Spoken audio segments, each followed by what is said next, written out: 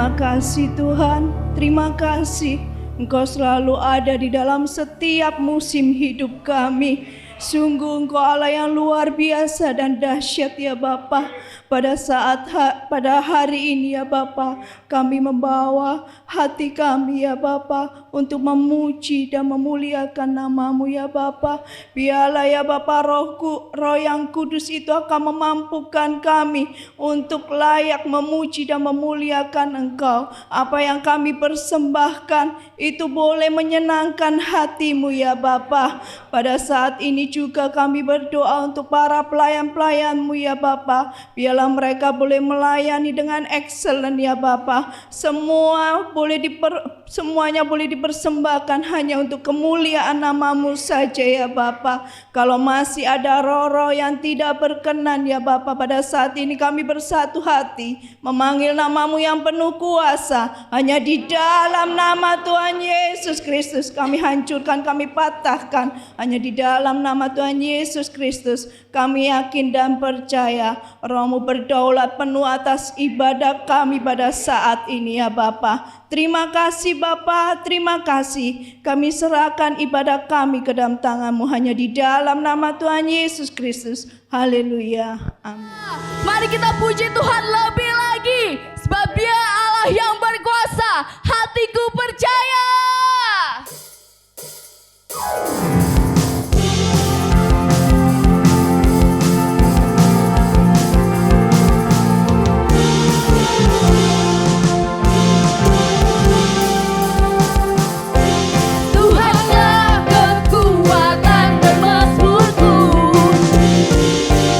Ya gunung batu dan keselamatan.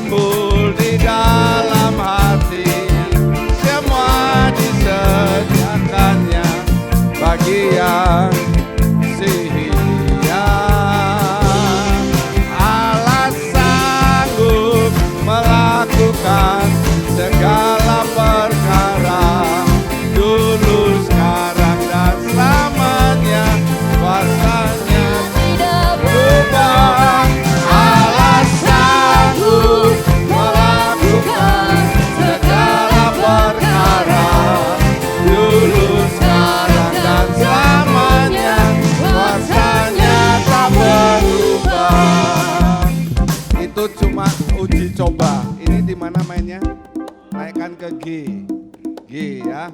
Mari kita sekarang semuanya serempak bertepuk tangan dulu, ngikuti musik. 1, 2, 3, 4. G.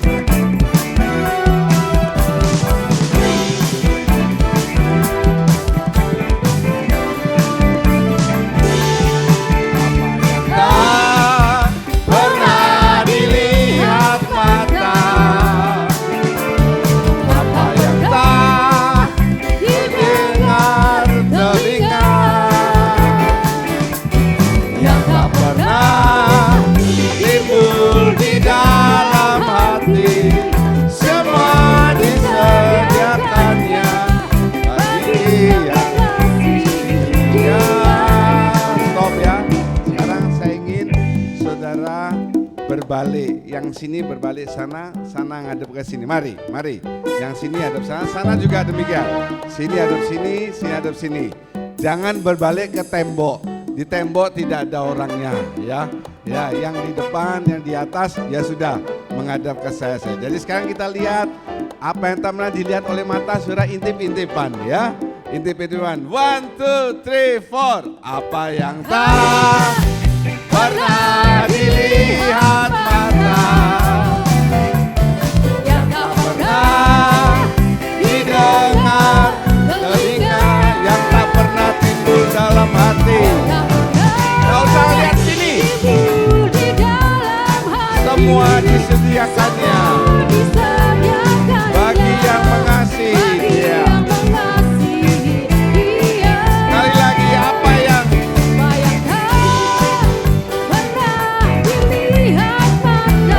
tak pernah didengar telinga,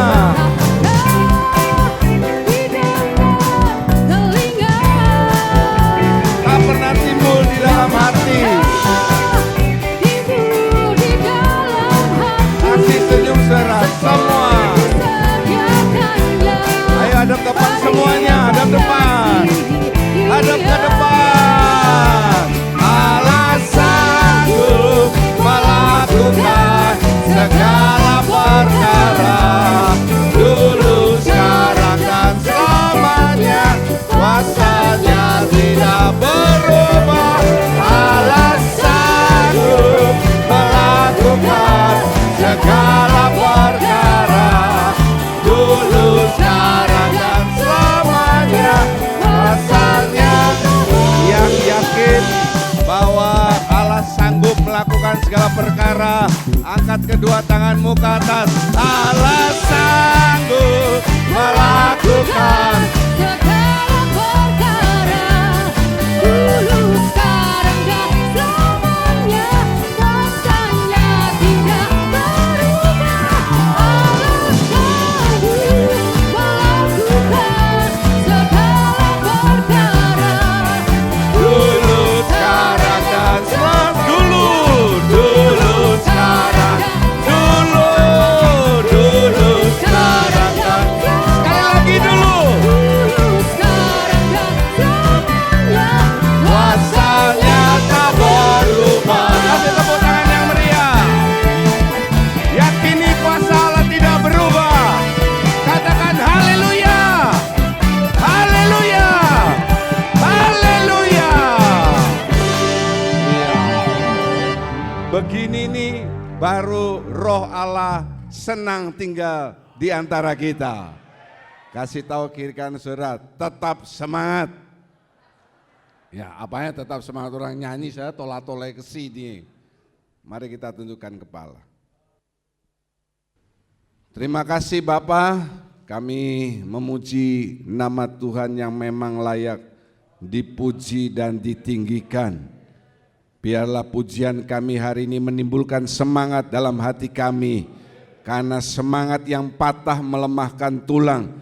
Sebaliknya semangat yang menggebu-gebu itu akan menumbuhkan kekuatan kami lebih dahulu, supaya kami boleh menghadapi dunia yang makin lama makin menyesakkan hidup kami. Sebentar kami akan dengarkan sebagian kebenaran firman. Segala bentuk kuasa kegelapan yang mengganggu, bersatu hati kami katakan dalam nama Tuhan Yesus Kristus, pergi dari hati kami, pergi dari tempat ini. Roh Tuhan menguasai sepenuhnya. Terima kasih, segala puji syukur kami naikkan dalam nama Tuhan Yesus. Semua yang mengasihi Tuhan melalui dengan amin. Terima kasih, silakan duduk. Shalom. Shalom. Jika sudah dalam keadaan tubuh yang sehat karena Bapa senantiasa menjaga dan memelihara, mari serukan haleluya dengan suara yang yakin. 2, 3, haleluya. Puji nama Tuhan.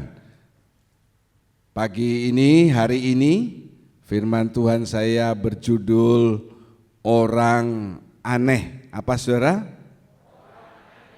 Ya, saudara bisa lihat itu gambar-gambarnya itu.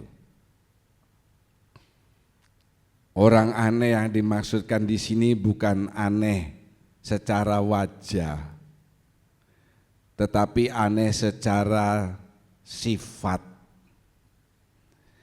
Sekarang keadaan dunia ini makin lama makin ruwet.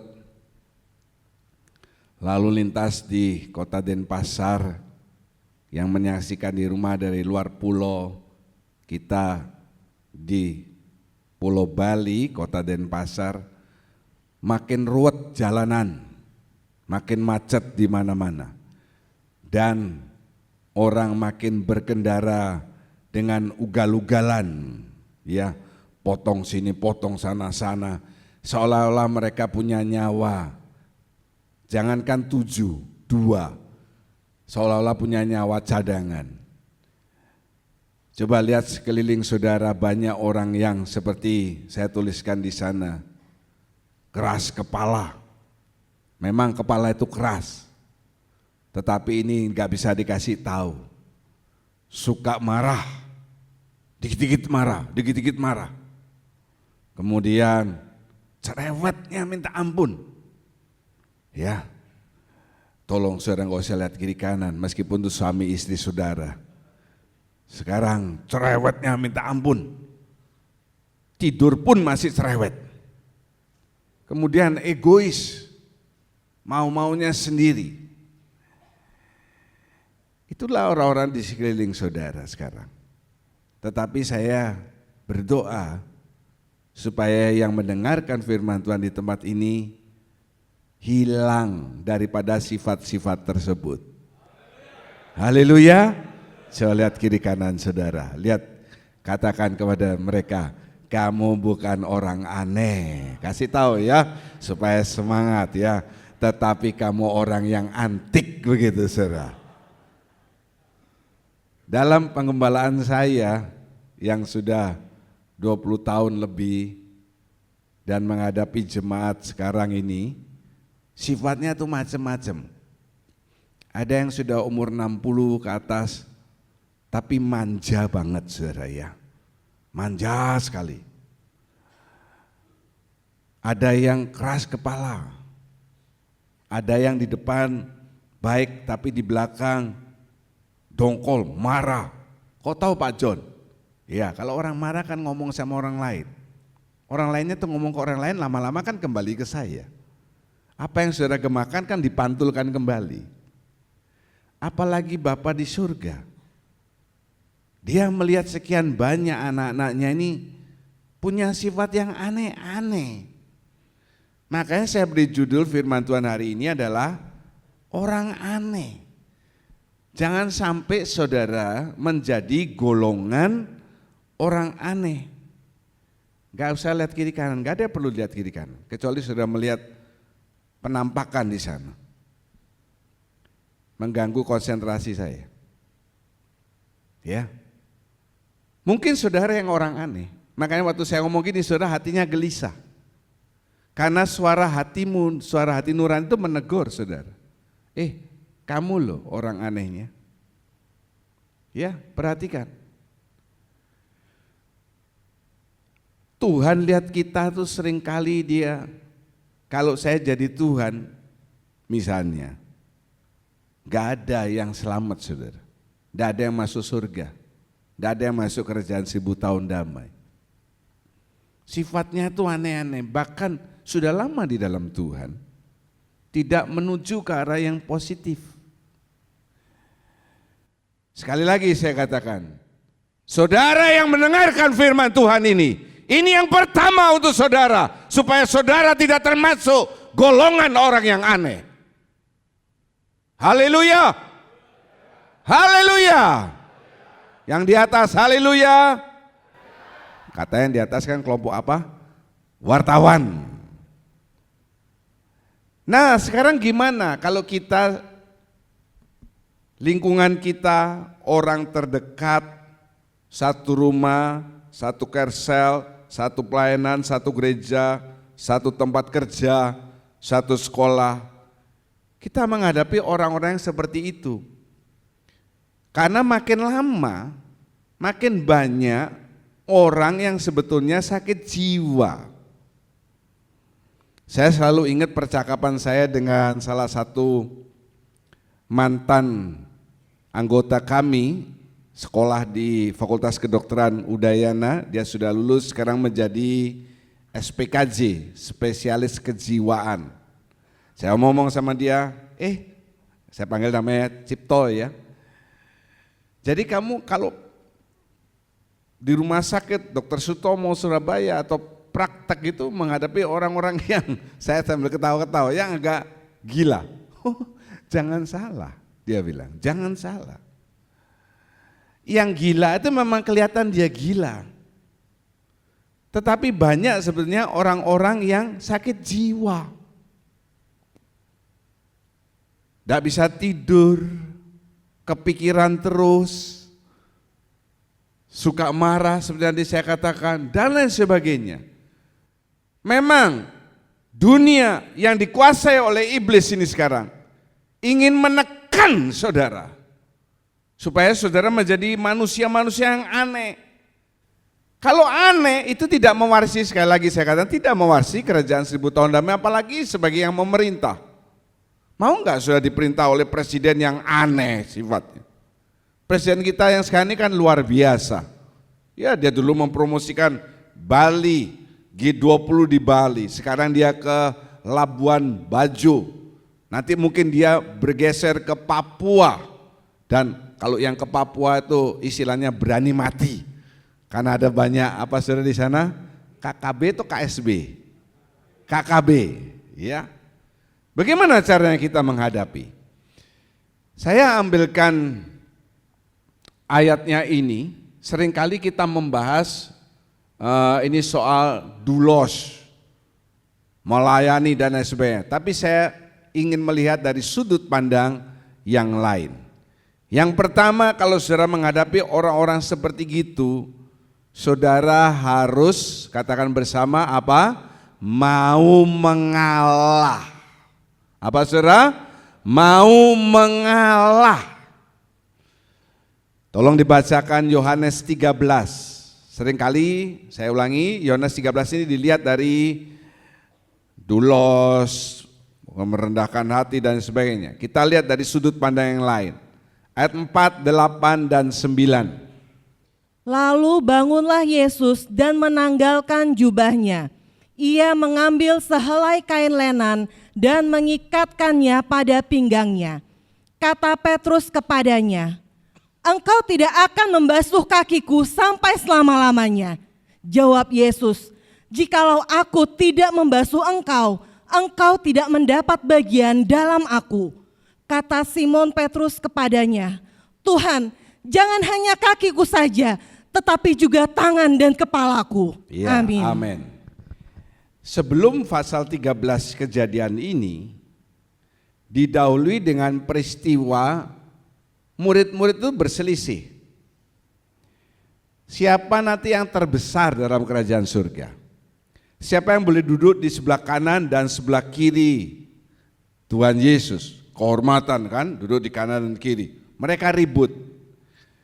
Yesus itu merasa aneh dengan murid-muridnya ini. Loh, kenapa kok semua saling ingin menonjol? Kemudian yang kedua, saudara lihat ayat yang ke-8. Petrus ini kalau saya baca dalam sudut pandang yang lain, ini istilahnya ngelama saudara ya. Tuhan, jangan hanya kakiku saja, tetapi juga apa saudara? tangan dan kepala. Saya ada beberapa pikiran yang saya keluar waktu membuat firman Tuhan ini. Itu membasuh, dilap, disiram, ya bukan disiram, dilap.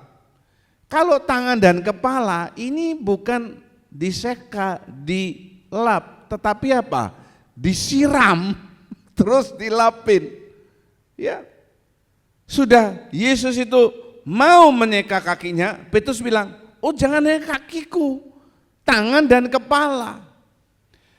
Mereka tidak melihat inti daripada yang Yesus lakukan, yaitu Yesus mau merendahkan hati, itu yang pertama.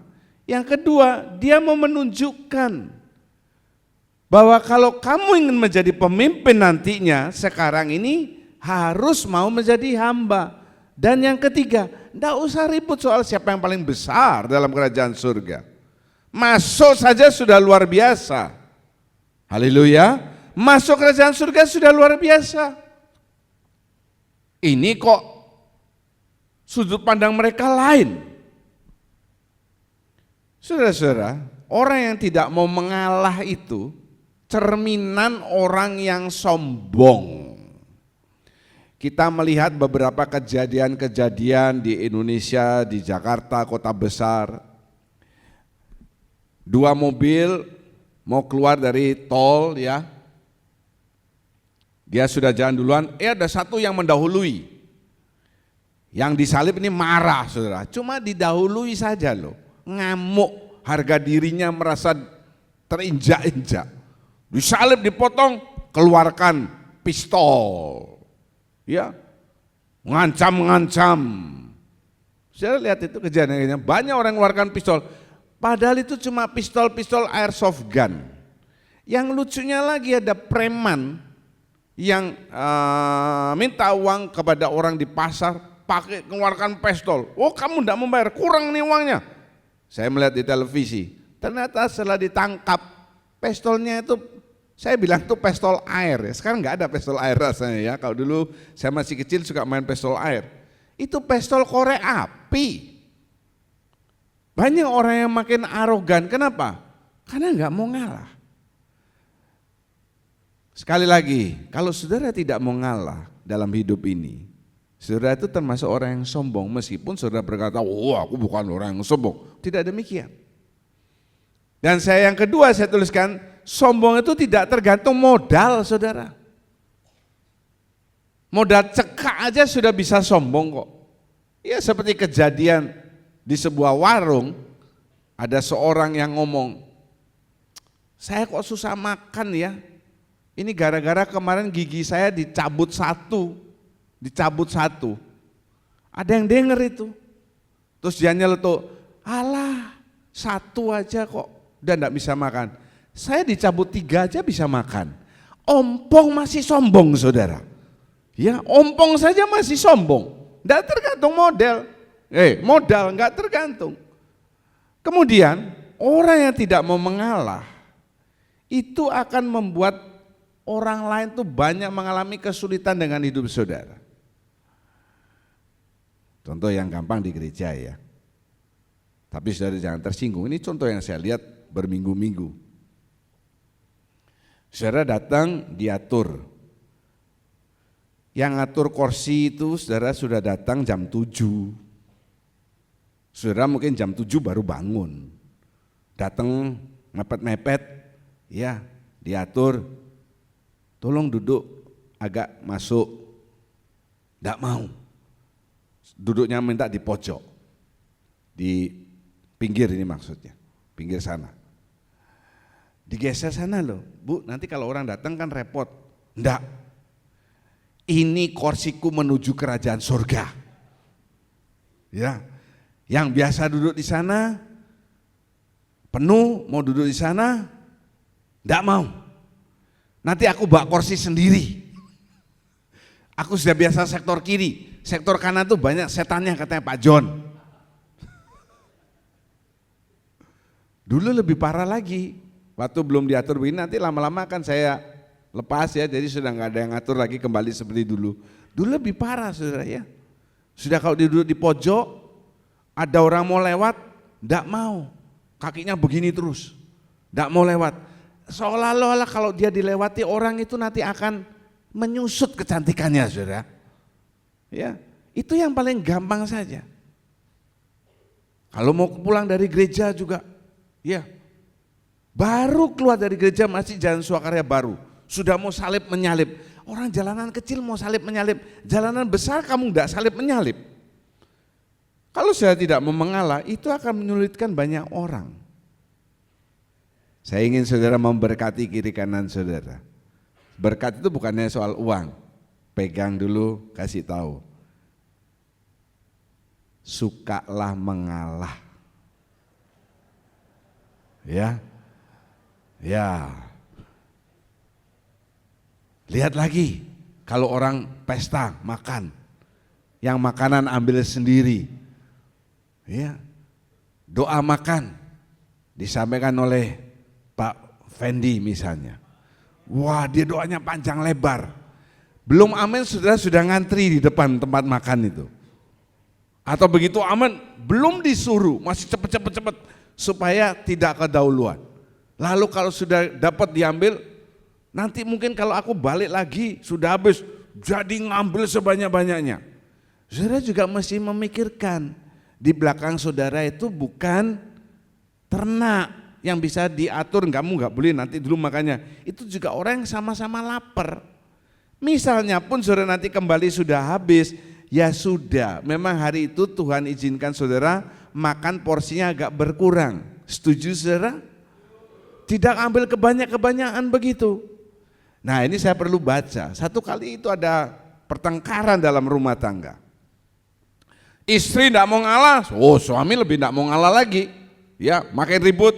Akhirnya istri mengeluarkan sebuah puisi. Nah, kalau saudara suami istri bertengkar di rumah, sesekali kasih puisi saudara ya. Istrinya bilang begini, kutulis namamu di pasir, tulisan itu tersapu air. Asik ya. Gimana coba saudara? Kutulis namamu di mana? Ya. Jangan sampai salah loh, nanti kalau kuis enggak bisa saudara ya. Tulisan itu tersapu apa? Air.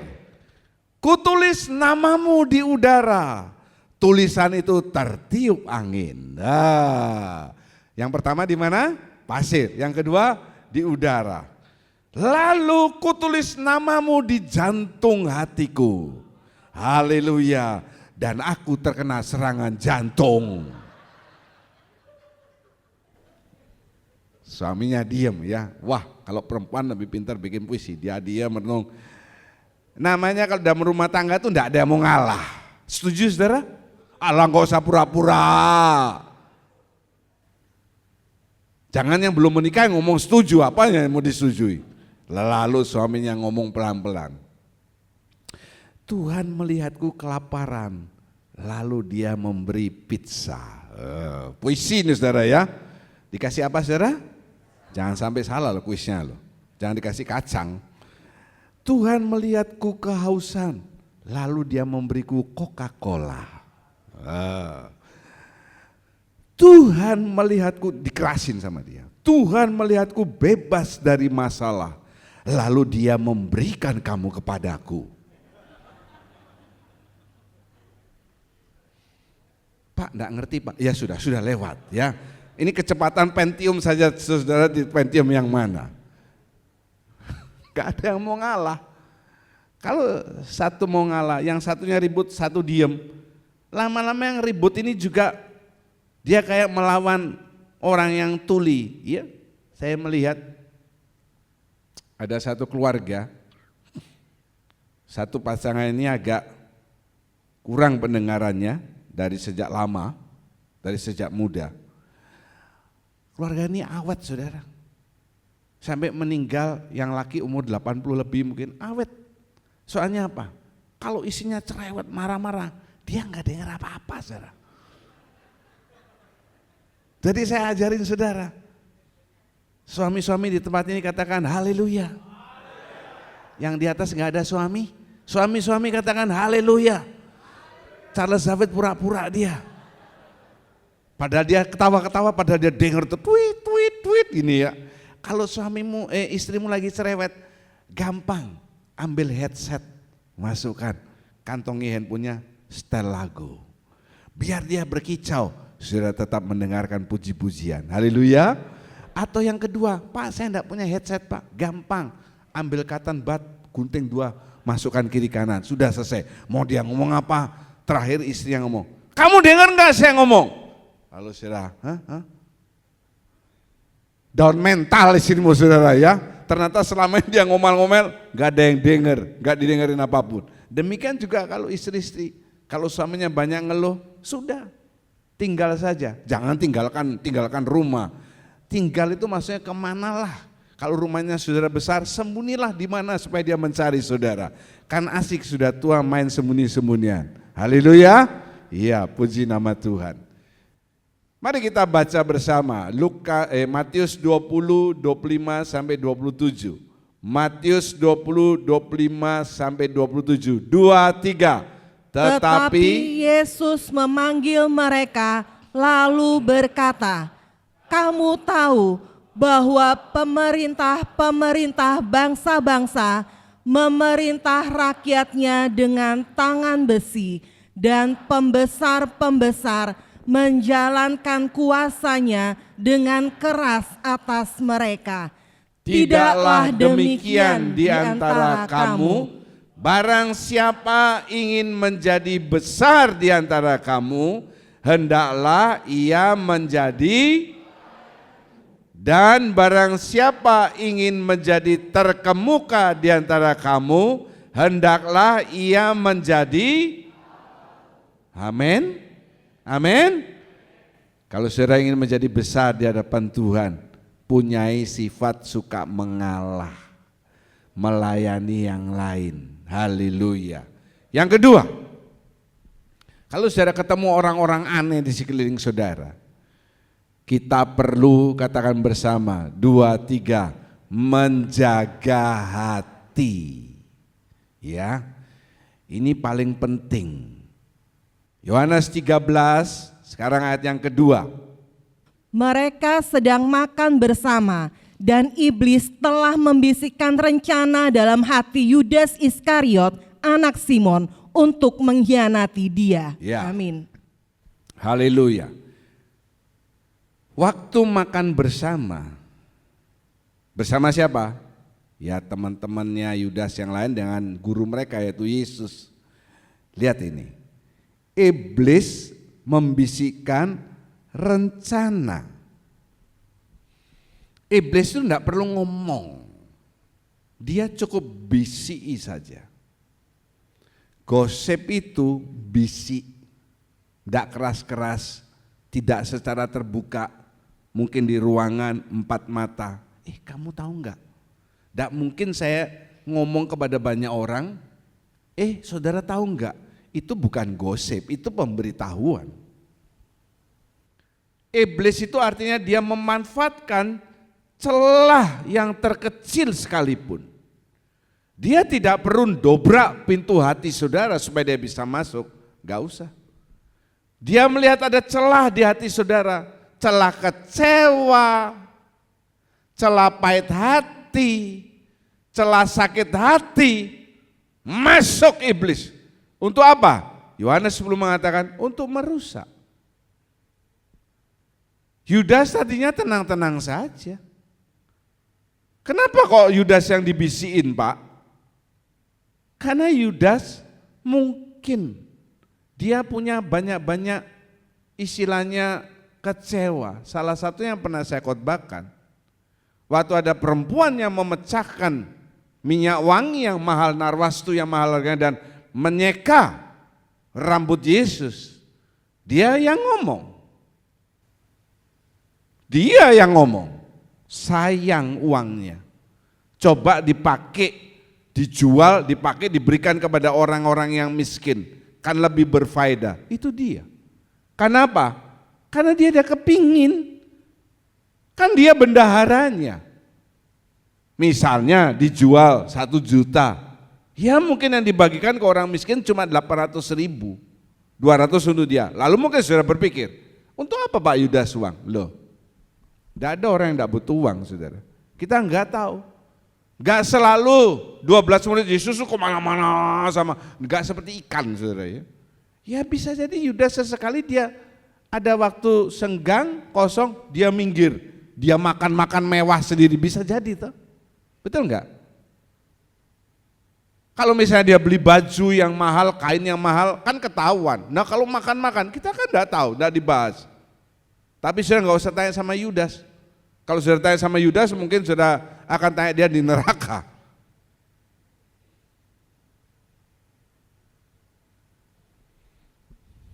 Iblis senantiasa memanfaatkan celah-celah dalam hati saudara.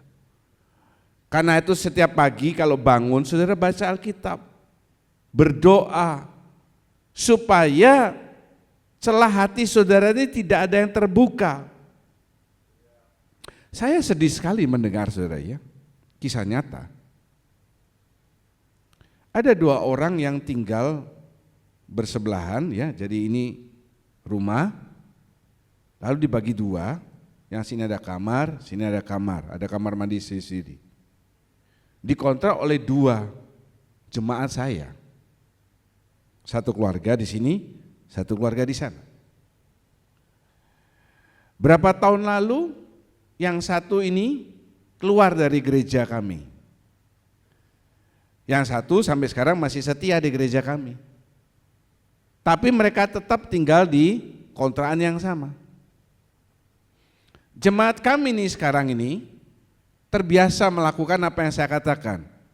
Baca Alkitab, nyanyi bareng, ya, menyembah Tuhan.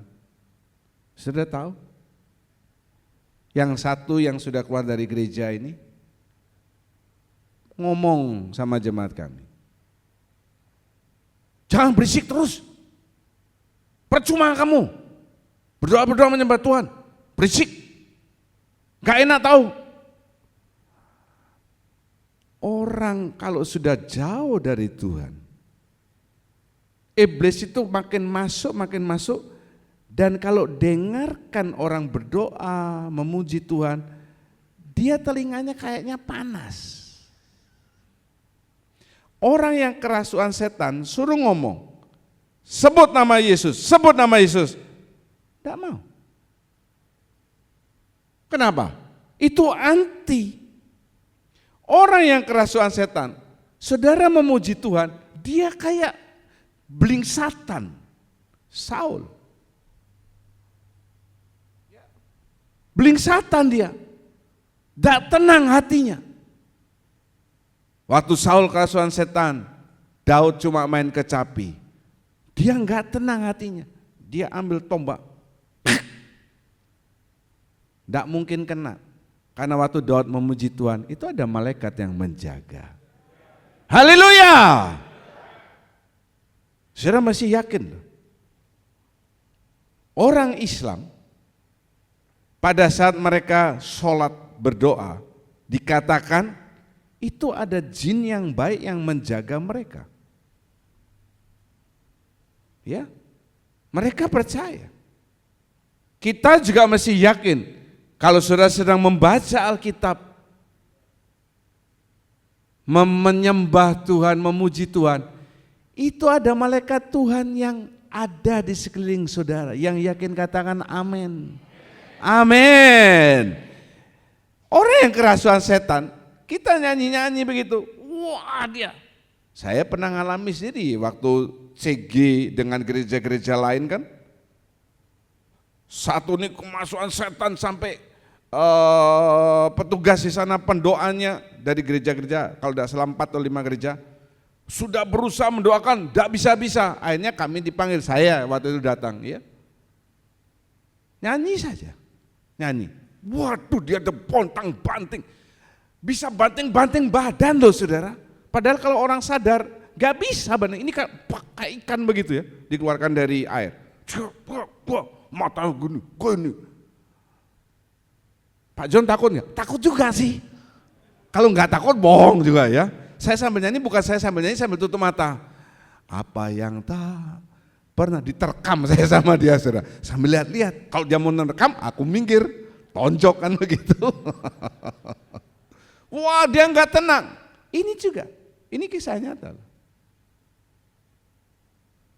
Ya, yang satu yang jemaat saya ini kan ada sekarang di gereja. Dengar saya cerita. Kok bisa sampai begitu yang satunya?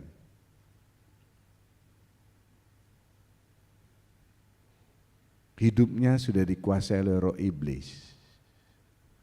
Roh Tuhan dan roh iblis itu tidak bisa gabung, saudara. Terang dan gelap tidak pernah bisa bersatu, tidak pernah bisa. Lakukan saja apa yang menurut saudara benar di hadapan Tuhan, masa bodoh dengan yang lain. Ya. Yang kedua, di sekitar saudara ini ada Yudas-Yudas. Dalam tanda petik. Seperti apa itu, Pak? Orang yang sudah pernah saudara tolong, saudara openi, apa tuh ya openi itu ya? Saudara rambut, kok rambut jadinya? Saudara perhatikan. Satu kali dia gosipin saudara. Melakukan hal yang tidak baik. Mungkin membawa lari barang saudara, uang saudara. Tenang saja. Selalu ada Yudas-Yudas di sekitar kita. Tapi bukan kiri kanan saudara ini. Haleluya. Kiri kanan saudara ini murid-murid Tuhan yang lain. Haleluya. Dan Yudas-Yudas itu ditaruh Allah. Untuk apa? Untuk membentuk saudara. Untuk memproses supaya saudara makin lama ini makin apa? Makin indah di hadapan Tuhan. Kalau mereka saudara berbuat baik, lalu mereka membalas saudara dengan jahat, lalu saudara balas juga dengan jahat, artinya saudara sama dong dengan mereka. Ya toh? Dia buat jahat, saudara juga buat jahat. Lula sama. Apa bedanya saudara dengan dia? Saudara justru harus berbeda dari orang-orang yang seperti itu. Sulit memang sulit. Diomongkan tuh gampang. Tetapi kalau kita tidak pernah praktekkan, kita tidak akan pernah bisa. Orang tidak bisa karena tidak praktek. Kalau praktek bolak-balik, lama-lama bisa. Saya bolak-balik kasih cerita soal belajar berenang. Kalau enggak dipraktekkan cuma teori saja, ngomong tok, begitu kecemplung air, gaya dada, gaya kata berubah menjadi gaya batu, saudara. Celak masuk gini-gini, amblas sudah.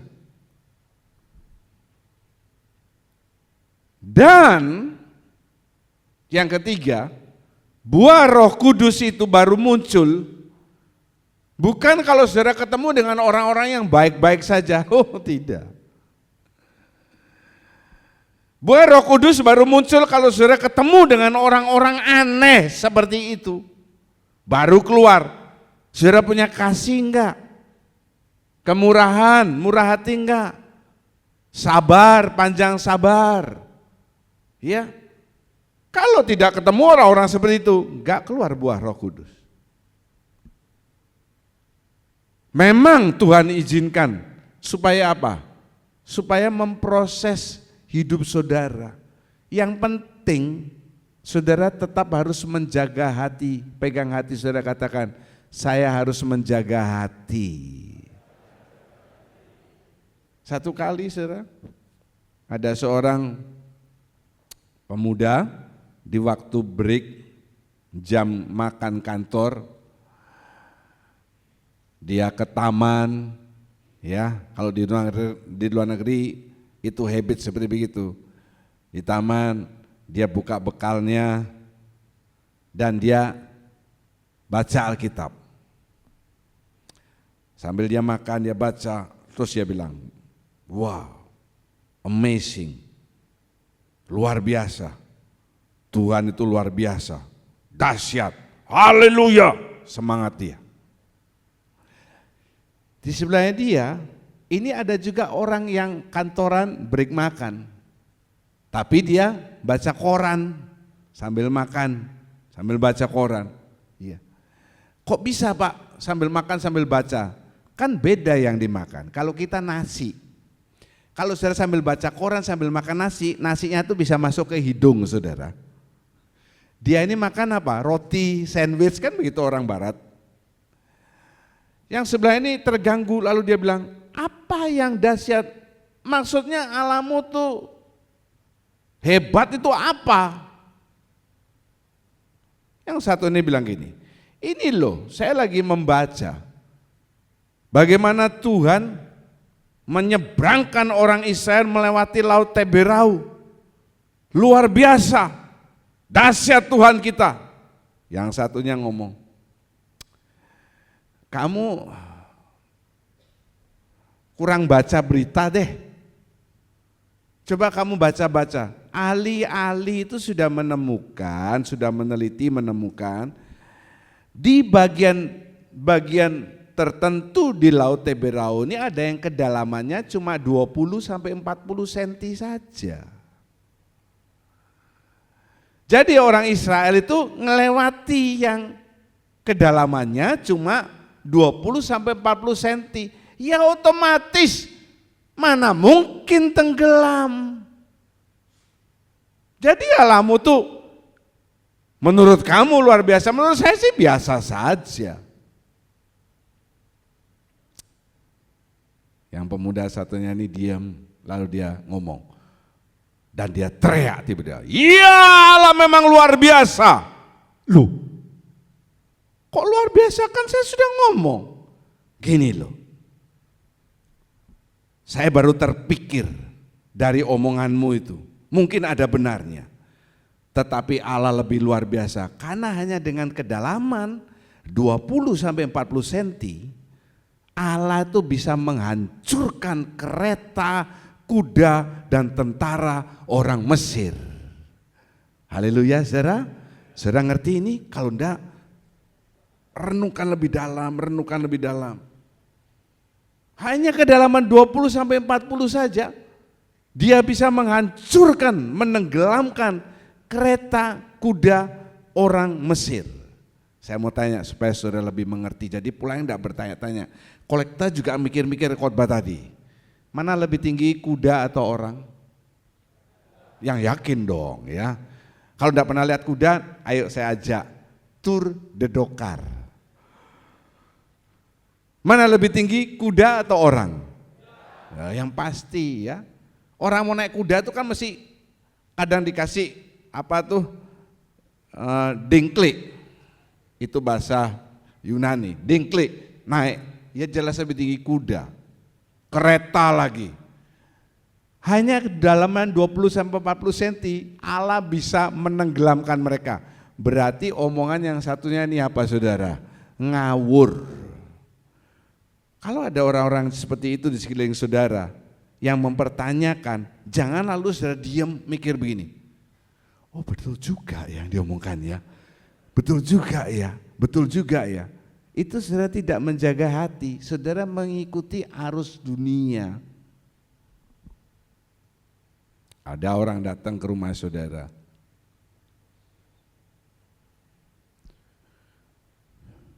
kalau sulit ekonomi itu ya, cobalah kamu sekali waktu tuh main binomo. Kalau dulu tuh main domino, sekarang berubah nama jadi binomo. Dulu domino, saudara. Tahu domino mainnya? Tahu? Nggak tahu? Ya, nanti main domino sama saya pulang ya. Sekarang binomo. Atau main yang robot trading. Wah, kalau robot saya suka. Saya suka main robot-robotan. Oh, ini bukan robot seperti begitu. Kamu taruh uang saja. Misalnya 500.000, nanti tunggu. 1 bulan bunganya 10%. 50.000 kamu dapat loh. Masa sih? Iya, saya ini loh buktinya. Saya buktinya. Ya udah, aku ikut. Nanti aku ke rumahmu ya, belajar ya. Oke. Taruhlah uang 500.000. Nggak sampai 1 bulan ditelepon. Coba cek. Dicek lewat aplikasinya. Wih, sudah masuk 62.000. Loh, katamu 10% ini kok lebih. Loh, kalau kamu nggak mau 10%, ya lebihnya kasih saya. Oh, enak saja. Kalau aku ngasih lebih banyak, gimana? Ya tentu profitmu akan lebih banyak. Oke dah. Ini terjadi pada keluarga saya loh saudara. Saya khotbah ini saya tidak malu-malu ngomong. Ini terjadi pada keluarga saya sudah lewat kira-kira 10 tahun yang lalu. Cuma istilahnya bukan binomo, istilahnya domino. Bukan domino pizza. Istilahnya lain lagi. Sampai keluarga saya, sepupu saya ini minjem uang. Uangnya dia sudah ditaruh semua ya. Misalnya dia punya uang total misalnya 100 juta. Dia taruhkan semua 100 juta. Bulan ini dapat keuntungan. Kadang 8 juta, kadang 9 juta, kadang 10 juta, 1 bulan loh. Wah, dia berpikir, kalau aku naruh lebih banyak kan untungnya lebih banyak. Saya minjem saja sama orang. Bunga berapa persen sih sama orang? Misalnya dia rentenir, kasih bunga 5%, berani aja, betul kan? Orang kita taruh kita dapat bunga berapa persen? 10%, kan masih untung. Dia pinjam sini, pinjam sini, pinjam sini. Sertifikat rumah digadekan keluar sekian miliar, ditaruh semua uangnya di sana bermiliar-miliar. Dia berpikir kalau dia naruh 10 miliar, waduh 1 bulan minimal 8 sampai 10. 10 miliar? Iya, 800 sampai 1 miliar bunga untungnya. Begitu sudah banyak naruhnya, orangnya hilang. Sekarang tuh sistemnya alasan yang saya dengarkan di televisi. Ditanya, Pak sudah lewat 1 bulan ini kok enggak ada bunga masuk? Oh tunggu ya, kami sedang perbaikan jaringan. Nanti tanya lagi lewat berapa hari, oh sebentar kami ada pembaharuan sistem. Ditelepon lagi sekali, oh selamat tinggal. Kacau saudara, hilang orangnya. Sepupu saya ini cari kantornya, tidak pernah buka. Ditelepon handphonenya, tidak pernah diangkat. Kenapa? Sudah ganti nomor. Terus gimana? Uangnya yang sudah masuk di sana. Ini uangnya orang loh. Salah satu yang dipinjam uangnya itu adalah tante saya. Kalau saya ngomong orangnya sudah pasti akan ketawa siapa dia.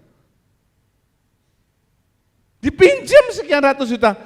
Waktu minjem kan enggak ngomong. Saya mau minjem uangnya untuk apa? Untuk main domino, kan enggak mungkin. Betul kan? Pasti ngomong, ini mamanya sakit lah, apalah, inilah butuh ini, butuh itu. Orang kalau cari alasan untuk pinjam uang, alasannya 1001 alasan. Demikian juga waktu dia harus ditagih bayarnya, 10.000 alasan. Gimana Pak jadinya? Habis semua. Dia membuka usaha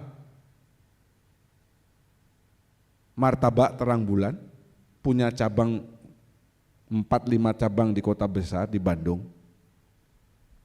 Semuanya harus tutup. Kenapa? Dia bayar utang terus jadi kejar-kejar orang-orang itu gimana? Dia berpindah ke kota yang lain. Kasihan.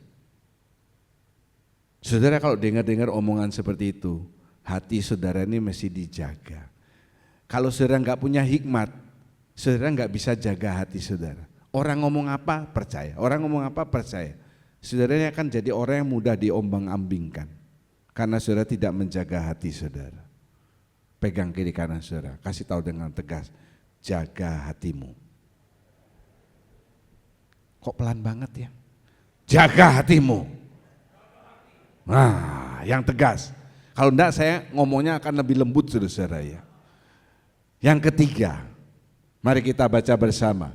2, 3, melakukan hal baik. Tetap melakukan hal yang baik. Yang pertama apa? Mau mengalah. Yang kedua, yang kedua apa? Menjaga hati. yang ketiga, melakukan hal yang baik. Tetap saja lakukan hal yang baik. Yohanes 13, sekarang ayat yang keempat dan yang kelima. Lalu bangunlah Yesus dan menanggalkan jubahnya. Ia mengambil sehelai kain lenan dan mengikatkannya pada pinggangnya. Kemudian ia menuangkan air ke dalam sebuah basi dan mulai membasuh kaki murid-muridnya, lalu menyekannya dengan kain yang terikat pada pinggangnya itu. Ya. Amin. Waktu Yesus melakukan itu terhadap murid yang pertama, ya mungkin siapa yang pertama? Petrus, yang tadi sudah kita baca. Terus Petrus ngomong, Tuhan jangan hanya kakiku, tapi juga tangan dan kepalaku.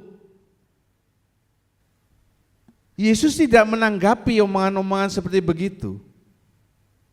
Yudas-Yudas itu ada di sekeliling saudara, saya ulangi. Mungkin itu satu rumah dengan saudara, mungkin satu pelayanan, satu kersel, satu gereja, satu tempat kerja, satu tempat sekolah, kuliah. Petrus ngomong begitu, Yesus tidak lalu berdebat sehingga yang lain gak dikerjakan, tidak. Dia diam saja, seka saja kakinya. Yang kedua diseka enggak? Seka juga. Lama-lama murid-murid ini jadi diam kan? Betul enggak? Yang tadinya ngomong. Mungkin ada yang ngomong-ngomong begini. Yang agak di sanaan ya. Nanti kira-kira Yesus menyeka kakiku juga apa enggak ya? Atau cuma Petrus saja? Sama Yohanes, sama Andreas, 3 murid terdekatnya. Kita iya apa enggak ya? Apalagi Yudas yang sudah dibisikin oleh iblis. Dia dalam hatinya mikir, kira-kira Tuhan mau nyeka kakiku enggak? Saya mau tanya, menurut saudara, kakinya Yudas juga diseka oleh Yesus atau tidak? Seka. Tetap saja melakukan hal yang baik. Saudara disakiti oleh orang, bukan berarti saudara berhenti melakukan hal yang baik. Haleluya. Saudara dikecewakan oleh orang, bukan berarti saudara berhenti melakukan hal yang baik. Haleluya. Kalau saudara tidak pernah menabur, saudara tidak akan pernah menuai. Ya. Konsep iblis itu, kalau ada orang yang berbuat baik sama kamu, balas dengan yang jahat. Karena iblis itu jahat kan. Dia baik dengan kamu, balas dengan jahat. Jadi ingat ya saudara. Saudara-saudara yang mendengarkan khotbah ini, juga yang mendengarkan di rumah, kalau ada orang-orang yang pernah berbuat baik dengan saudara, lalu saudara balas dia dengan hal yang jahat yang tidak baik, saudara punya konsepnya iblis. Firman Tuhan mengatakan, iblislah yang menjadi bapamu. Tidak main-main. Jadi kita jangan hanya pegang firman Tuhan yang berkat yang menyenangkan kita. Yang ini juga firman Tuhan. Sekali lagi loh. Kalau ada orang-orang yang pernah berbuat, saudara pernah ada orang yang pernah berbuat baik terhadap saudara, saudara membalas dengan jahat, saudara ini kena konsepnya iblis, doktrinnya iblis, punya gennya iblis. Kalau konsep manusia, kalau dia baik, ya kita balas baik dong. Oh dia pernah memberi saya, dilewat kemudian hari, oh saya balas baik dong. Itu nature. Saya dari luar kota datang kasih oleh-oleh, kan enggak ngasih oleh-oleh semua, bangkrut bisa. Saya misalnya ngasih oleh-oleh ke si A dan si B. Nanti lewat berapa bulan si B keluar kota, keluar pulau, balik saya dikasih ganti oleh-oleh. Itu biasa. Ya, itu biasa. Enggak usah heran, enggak usah pikir dia baik. Ya karena kamu ngasih dia, dia ngasih kamu. Kalau kamu enggak ngasih dia, dia enggak ngasih kamu. Kalau konsepnya Tuhan lain. Kalau ada orang berbuat jahat dengan saudara, kita baca bersama Roma 12:21. 2, 3. Janganlah saya kalah terhadap kejahatan, tetapi kalahkanlah kejahatan dengan Amin. Itu baru konsepnya Allah. Kalau ada orang buat jahat sama saudara, tapi saudara tidak memikirkan itu sebagai sesuatu yang membuat saudara tertekan, kepikiran, pahit hati, dendam. Tetapi saudara tetap baik saja sama dia. Bahkan saudara dari luar pulau, dari luar kota datang, saudara kasih oleh-oleh sama orang yang jahat sama saudara. Itu luar biasa. Satu kali ada seorang pengkhotbah yang baru-baru awal dia belajar khotbah. Kita sebut saja namanya Pak Po. Kan enggak biasa berkhotbah. Saya enggak bilang Pak Pohok loh, Pak Po. Po kan banyak ya. Winnie the Pooh juga ada Po. Dia khotbah. Karena dia belum biasa khotbah ya. Dia kali itu materinya luar biasa. Gini materinya. Ayo buka Alkitab saudara. Matius 5:39, buka Alkitab saudara, kita baca bersama. Ini yang dia khotbahkan bolak-balik. Matius 5:39. Ayo, saudara lihat. Udah dapat semua? Baca. Yang belum dapat lihat ya. Kalau pakai handphone nanti matikan handphonenya lagi. Kalau belum yang pakai Alkitab biasa, Matius itu sesudah Mazmur, Mazmur, Maleakhi. Baca, 2, 3.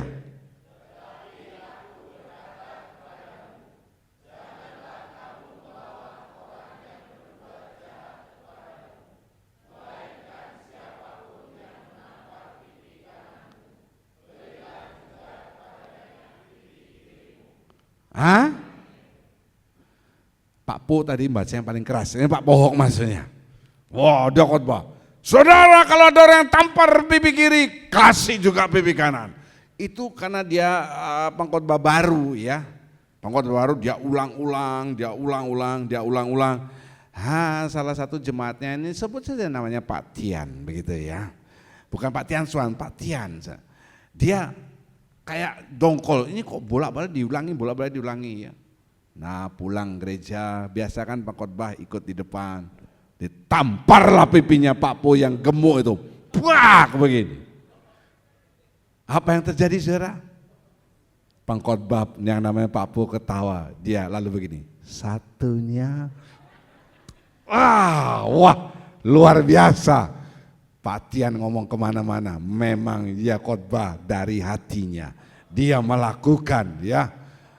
Haleluya. Lewat 2 hari kemudian ketemulah dia berdua ini satu tempat. Tiba-tiba Pak Po mukul mukanya Pak Tian. Brah ini. Loh, kenapa? Firman Tuhan tuh ngomong, apa yang kamu tabur akan kamu tuai. Kamu nabur sebiji gandum, keluarnya kan enggak mungkin sebiji padi, ya kan?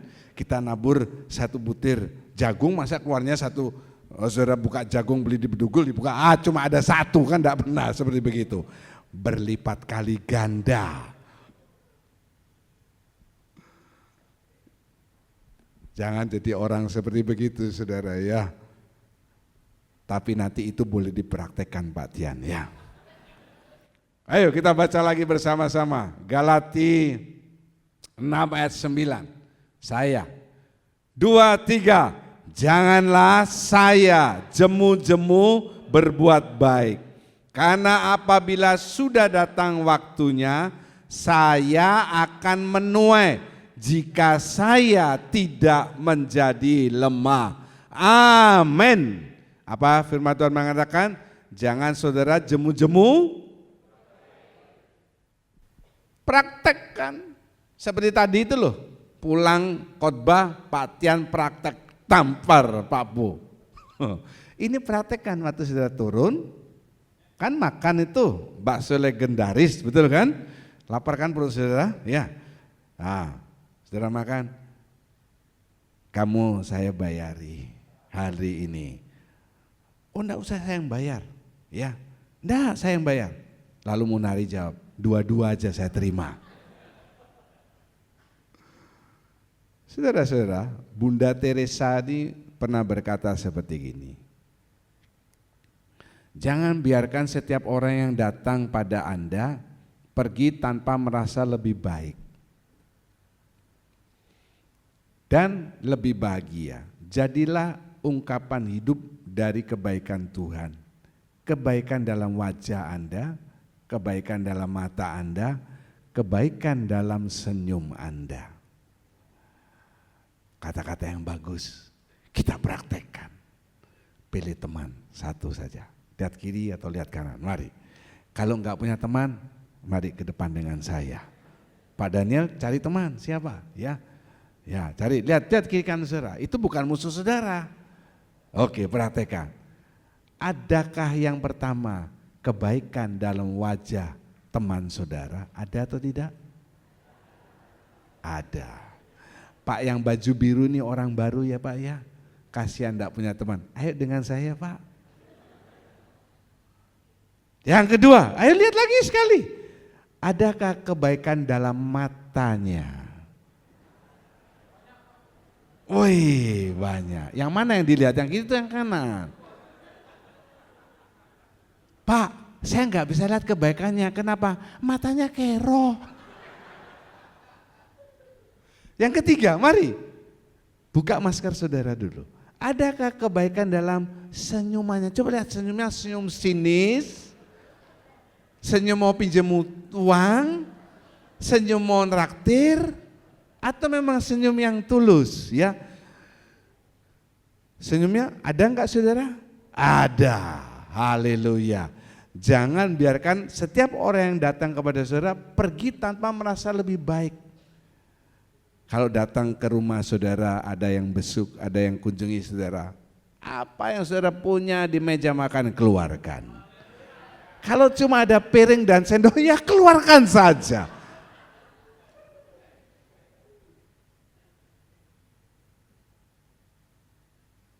Padahal kalau saudara praktek ke rumah saya, saudara tidak akan mendapatkan bahkan segelas air saja enggak. Ya, sekali lagi lihat kiri kanan saudara, kasih tahu saudara luar biasa hari ini. Yang sebenarnya diomong gitu, gak usah malu-malu. Yang Pak baju biru orang baru ya, Bapak luar biasa hari ini ya. Minggu depan ketemu lagi loh Pak, kalau enggak gitu saya cari Bapak. Kan saya sudah lihat mata Bapak. Kemudian, ini agak kecil saudara ya. Mother Teresa ini, tadi kok Bunda Pak, sekarang kok Mother. Ya masa ini Bunda Teresa, ini Father Teresa, enggak begitu saudara.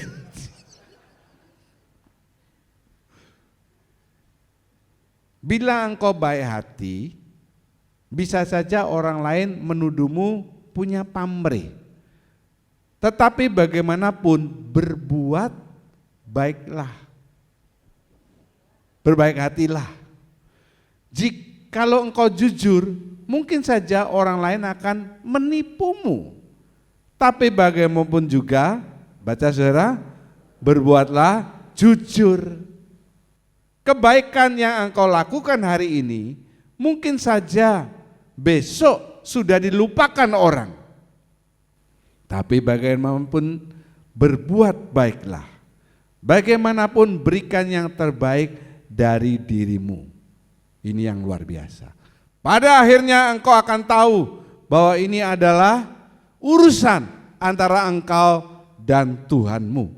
Bukan urusan antara engkau dengan mereka.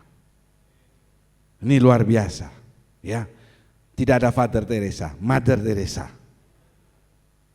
Ini adalah urusan saudara dengan Tuhan. Gak usah pusing saudara berbuat baik tidak dibalas baik, nanti lain kali aku gak mau buat baik sama kamu. Itu manusia. Tapi jangan sekali-sekali orang yang sudah berbuat baik kepada saudara, saudara balas dengan jahat. Itu saudara punya gennya iblis. Mari kita berdiri bersama. Oleh karena kemurahan Tuhan, ku ada sampai hari ini.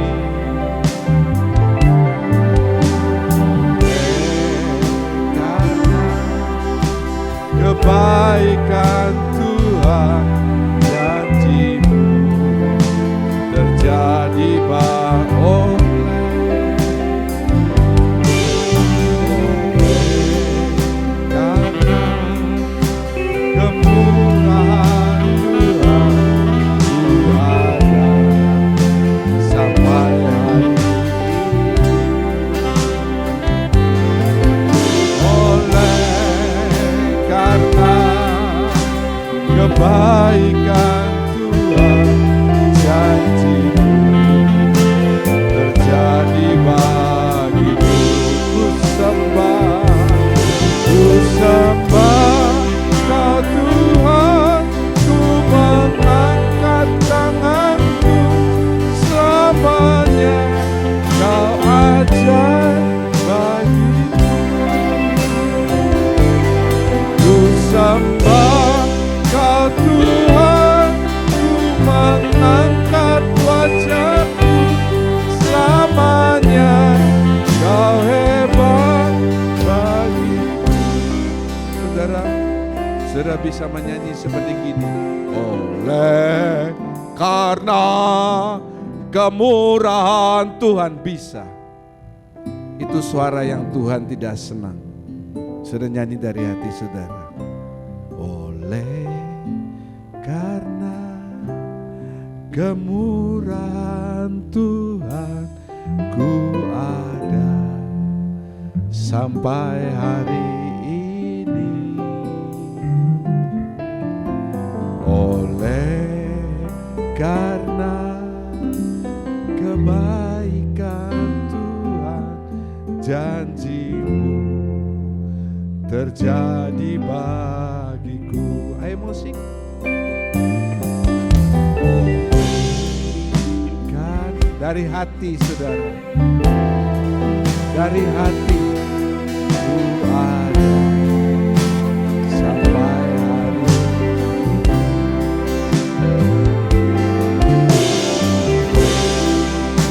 karena kebaikan Tuhan, janji-Mu terjadi bagiku. Mari kita mengangkat tangan kita.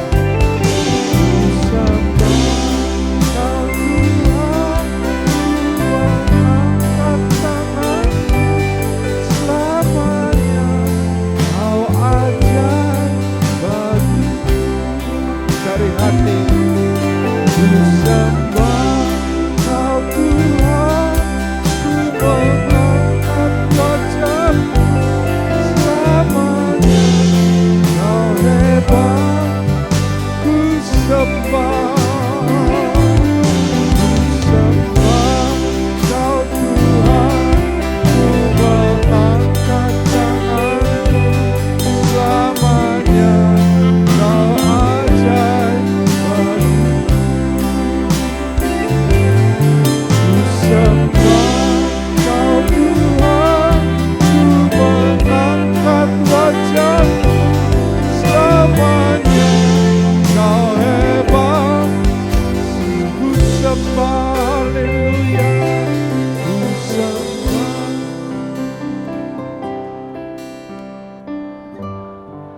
Angkat wajahmu, selamanya Kau ajaib. Engkau ajaib bagiku. Ku sembah Kau Tuhan, ku mengangkat wajahku, selamanya Kau hebat bagiku. Ku sembah, angkat suaramu. Ku sembah Kau Tuhan, ku mengangkat wajahku, selamanya Kau ajaib, Engkau ajaib. Ku sembah Kau Tuhan, ku mengangkat wajahku, selamanya Kau hebat, selamanya Kau ajaib, selamanya Kau ajaib, selamanya Kau hebat, selamanya Kau hebat bagiku. Ucapkan syukur lebih dahulu kepada Tuhan. Semua mengucap syukur. Terima kasih untuk kasih-Mu, untuk berkat-Mu, untuk perlindungan-Mu. Aku ada sampai hari ini karena Engkau mengasihi hidupku. Tinggikan Tuhan dengan kalimat yang jelas. Sungguh Engkau Allah yang hebat, Engkau Allah yang ajaib. Apa yang saudara gemakan, saudara akan makan buahnya. Dia akan menjadi Allah yang hebat, Allah yang luar biasa, Allah yang ajaib bagi engkau. Mari bawa rohmu kepada Tuhan, tinggikan Dia, muliakan Tuhan. Oh haleluya. Erekele mere ala marasike, eara lawala malakore. Jangan peduli kiri kanan saudara, ini urusan saudara dengan Tuhan. Buka hatimu supaya roh Tuhan masuk dan menguasai, supaya tidak ada tempat bagi iblis tinggal di dalam kehidupanmu, di dalam ruangan hidupmu. Muliakan Tuhan, sembah Dia.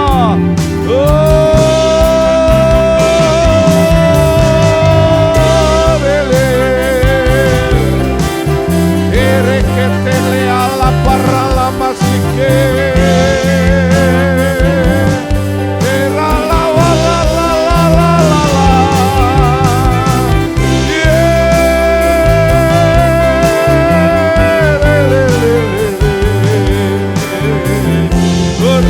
Parala masike lele ala wala. Lele. Haleluya Tuhan, haleluya, haleluya. Isi rohmu yang kosong, isi rohanimu yang mulai lemah, isi rohanimu yang mulai menuju kematian. Roh Tuhan menghidupkan, roh Tuhan memberikan semangat, roh Tuhan membangkitkan kehidupanmu. Dimuliakan, ditinggikan, dibesarkan. Haleluya, haleluya, haleluya, haleluya, haleluya, haleluya. Ku sembah Kau Tuhan, ku mengangkat tanganku, selamanya Kau ajaib bagiku. Terima kasih Tuhan, untuk hari ini kami mengucap syukur kepada-Mu ya Tuhan, karena kami telah menerima yang terbaik pada hari ini melalui pujian, melalui firman, teguran dan nasihat Tuhan pada hari ini. Kau mampukan kami ya Tuhan, agar kami bisa melakukan setiap firman-Mu di dalam setiap hidup kami. Kini tiba saatnya kami akan mempersembahkan persembahan kami. Tuhan, biarlah kiranya persembahan kami ini berkenan di hadapan-Mu, sehingga gereja-Mu di Kristus Jawaban ini semakin hari semakin berkembang, banyak jiwa yang dimenangkan. Terima kasih Tuhan, Engkau juga memberkati saudara-saudara seiman kami yang melihat, yang menonton melalui YouTube maupun TV First Media. Tuhan juga memberkati mereka.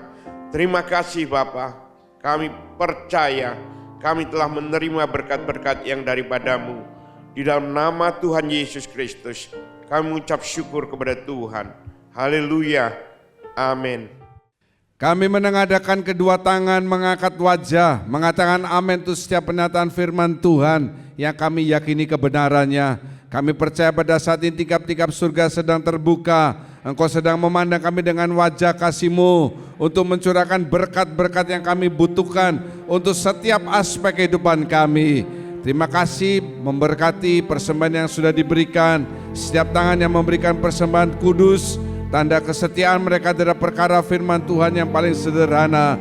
Sebaliknya janji-janjinya yang ya dan amin akan direalisasikan dan digenapkan dalam kehidupan saudara. Terima kasih Bapak untuk setiap pelayan yang sudah melayani kemah suci hari ini. Anugerah Tuhan ditambahkan dalam kehidupan mereka.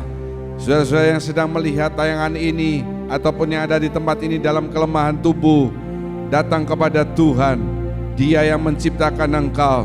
Dan firman Tuhan berkata, oleh bilur-bilurnya engkau sudah disembuhkan. Yang mempunyai masalah, jangan pandang masalahmu, tetapi lihatlah kepada Tuhanmu yang luar biasa. Untuk para orang tua kami di tempat ini yang sudah menanjak umurnya, Tuhan memberikan mereka kekuatan, kesehatan, damai sejahtera. Terima kasih Bapa. Pada akhirnya saudara-saudara yang kekasih, Tuhan memberkati engkau, Tuhan melindungi engkau, Tuhan menyinari engkau dengan wajah-Nya, Tuhan memberi engkau kasih karunia. Tuhan sedang menghadapkan wajah-Nya kepadamu untuk mencurahkan damai sejahtera. Pulanglah kembali ke tempat kediamanmu dengan membawa berkat dari Bapa, Anak, dan Roh Kudus. Segala puji syukur, hormat, kemuliaan, dan kuasa kami tujukan dan kembalikan dalam nama Tuhan Yesus Kristus. Kami berdoa dan mengucap syukur. Haleluya.